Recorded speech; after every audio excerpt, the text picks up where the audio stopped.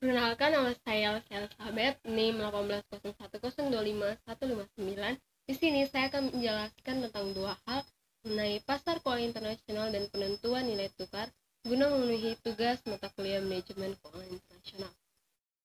Yang pertama, kita akan membahas mengenai pasar keuangan internasional. Pertumbuhan bisnis internasional selama 30 tahun terakhir mendorong terjadinya perkembangan keuangan internasional. Yang pertama, pasar valuta asing. Setiap negara memiliki mata uangnya sendiri, pengecualian kepada 19 negara di bagian Eropa, yang mana mereka mengadopsi euro sebagai mata uangnya.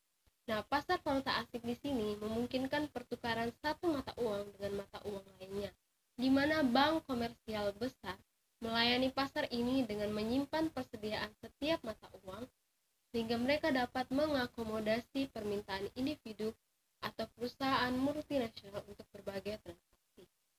Contohnya adalah orang-orang Amerika ketika melakukan transaksi di negara Meksiko, mereka akan menukarkan dolar dengan peso. Begitu juga dengan orang-orang di Jepang ketika melakukan transaksi di negara Indonesia, mereka akan menukarkan yen dengan rupiah.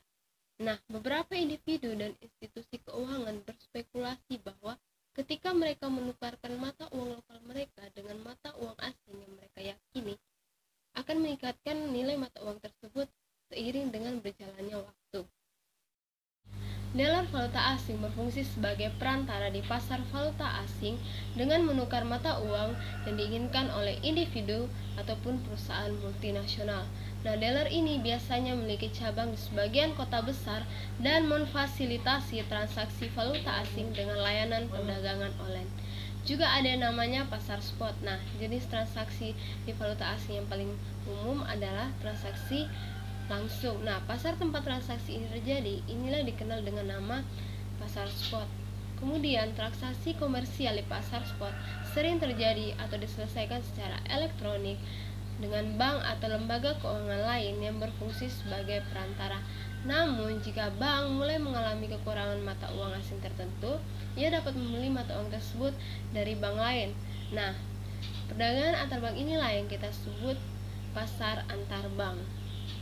Kemudian ada yang dinamakan dengan bid-ask spread of banks. Jadi di sini bank menggunakan biaya untuk melakukan transaksi asing. Jadi mereka membeli mata uang dari pelanggan dengan harga yang jauh lebih rendah dari harga jualnya. Nah, tawaran yang lebih besar atau ask spread ini menghasilkan lebih banyak pendapatan bagi bank komersial, tetapi mewakili biaya yang lebih tinggi kepada individu atau perusahaan multinasional yang melakukan transaksi valuta asing. Kemudian ada yang dinamakan dengan kontrak forward. Nah, kontrak forward ini adalah kesepakatan antar perusahaan multinasional dan dealer valuta asing yang menentukan mata uang yang akan dipertukarkan, nilai tukar, dan tanggal transaksi akan terjadi. Dengan cara ini, perusahaan multinasional tidak akan khawatir tentang fluktuasi kurs spot hingga waktu pembayaran masa depan mereka. Pasar uang Eropa dan Asia. Ketika perusahaan multinasional memperluas operasi mereka pada tahun 1970-an, Eropa dan Asia muncul sebagai negara utama pusat perantara keuangan internasional untuk mengakomodasi kebutuhan mereka. Seperti pasar uang Eropa, pasar uang Asia bermula sebagai pasar yang melibatkan sebagian besar deposito dalam mata uang dolar. Nah, pasar uang Asia terintegrasi dengan pasar uang Eropa, di mana bank-bank di Asia meminjamkan dan meminjam bank di Bank Eropa. Kemudian kita akan membahas mengenai penentuan nilai tukar. Manajer keuangan perusahaan multinasional yang menjalankan bisnis internasional harus terus memantau nilai tukar karena arus kas mereka bergantung pada mereka. Mereka perlu memahami faktor apa yang mempengaruhi nilai tukar sehingga mereka dapat mengantisipasi bagaimana nilai tukar dapat berubah dalam menanggapi kondisi tertentu. Kemudian, bagaimana cara mengukur pergerakan nilai tukar? Pergerakan nilai tukar mempengaruhi nilai perusahaan multinasional karena dapat mempengaruhi jumlah arus kas masuk yang diterima dari mengekspor produk atau jasa atau dari anak perusahaan dan jumlah arus kas keluar yang diperlukan untuk membayar impor produk atau jasa. Nah, ketika kondisi ekonomi berubah, nilai tukar dapat berubah secara substansial.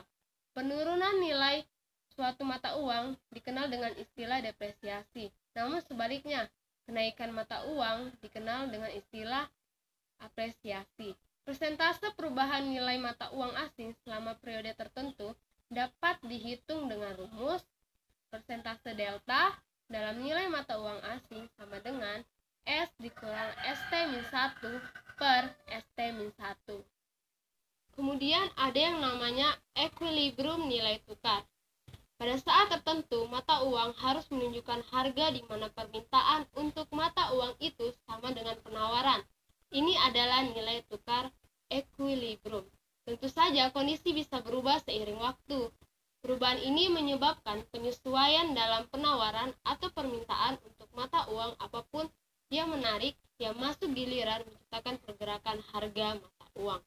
Kemudian faktor-faktor yang mempengaruhi nilai tukar, yang pertama ada laju inflasi relatif, yang kedua ada suku bunga relatif, yang ketiga ada tingkat pendapatan relatif, yang keempat ada kontrol pemerintah, yang kelima ada ekspektasi, dan yang terakhir adalah interaksi antar faktor. Demikian penjelasan sedikit mengenai pasar keuangan internasional dan penentuan nilai tukar. Semoga bermanfaat bagi teman-teman semua.